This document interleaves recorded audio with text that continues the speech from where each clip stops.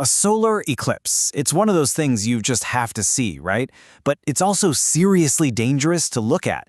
So today, we're going to build a super simple, totally safe way to watch it. And it'll take you like 1 minute. So, what do? How can you possibly watch this incredible cosmic event without, risking your vision?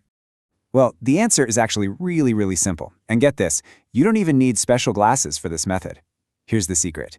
You never, ever look at the sun. Nope, you're going to look at an image of the sun. And the best part? You can totally make one of these things right now. I bet you've got everything you need just lying around the house. Okay, so the science behind this is it's so cool and simple. All you need are 2 pieces of paper or card. Seriously, that's it. You poke a tiny little hole in one of them.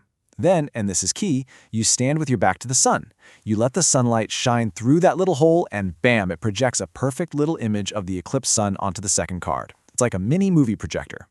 But here's what's really amazing. Once you get this basic idea, you're going to start seeing these little projectors literally everywhere, just out in nature. Next time there's an eclipse, go stand under a tree and just look down at the sidewalk. You know all those tiny little gaps between the leaves? Each one acts like a natural pinhole camera. The ground will be covered in hundreds of little crescent suns. It's incredible. You can even do it yourself. Just cross your fingers to make a little grid and you'll see the same thing.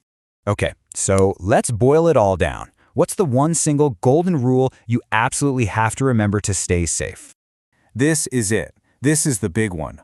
Always, and I mean always, keep your back to the sun.